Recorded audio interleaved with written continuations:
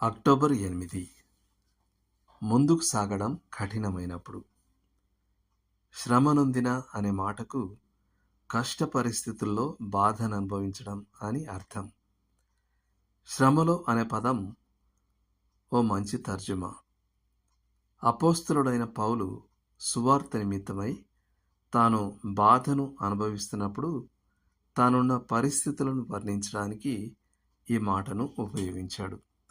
తిమోతికి రాసిన 2వ పత్రిక 2వ అధ్యాయం 9వ వచనం. జీవితం గుండా వెళుతున్న దేవుని ప్రజలంగా తరచు మనం పాపం ఫలితంగానో లేక దేవుని గద్దింపు ఫలితంగానో కలుగని కష్టాలను సహించాల్సి వస్తుంది. అలాంటి పరీక్ష లాంటి పరిస్థితుల్లో మనమున్నామని గుర్తించినప్పుడు మనం ఏం చేయాలి? ఆ సమయాన మనకంటే సులువైన పరిస్థితుల్లో ఉన్న పరిశుద్ధుల గురించి మనం సణుక్కోవద్దు, విమర్శించవద్దు, ప్రభువును కూడా నిందించవద్దు.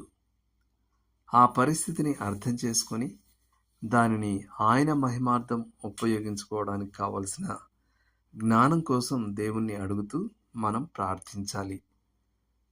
ఒకవేళ అది దేవుని చిత్తమైతే ప్రార్థన ఆ శ్రమానుభవాన్ని తొలగించగలదు. అయితే ప్రార్థన మనకు శ్రమలు సహించడానికి, వాటిని దేవుని పరిపూర్ణ చిత్తం నెరవేరేలా ఉపయోగించుకోవడానికి కావలసిన కృపను కూడా ఇవ్వగలదు. దేవుడు శ్రమలను విజయాలుగా రూపాంతరం చెందించగలడు. ఆయన ఎక్కువ కృపనిచ్చును. యాకోబు పత్రిక 4వ అధ్యాయం 6వ వచనం. పౌలు దేవుణ్ణి తన పరిస్థితులను మార్చమని ప్రార్థించాడు. కానీ అందుకు బదులు దేవుడు పౌలుకు అతని బలహీనతను బలంగా మార్చగల కృపను ఇచ్చాడు. మన ప్రభువు గెత్సెమనే తోటలో తన గిన్నెను తొలగించమని ప్రార్థించాడు. కానీ అది తొలగించబడలేదు.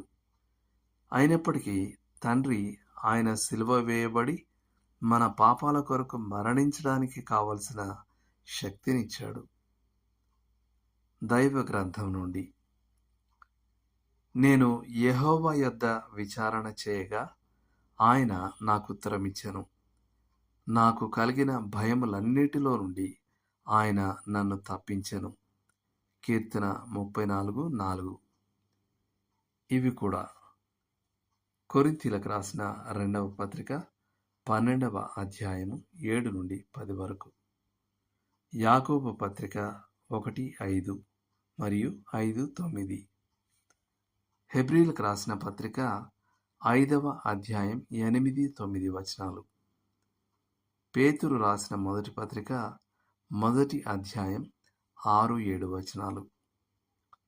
చేయాల్సిన పని. మీకు శ్రమలుంటే అవి పాప ఫలితంగా కలిగినవో లేక కేవలం దేవుని నుండి కలిగినవో చూపమని దేవుణ్ణి అడగండి. అయితే ఏ పాపమైనా దేవుని ఎదుట ఒప్పుకోవాలి. దేవుడు మిమ్మును దీవించునుగాక. ఆమేన్.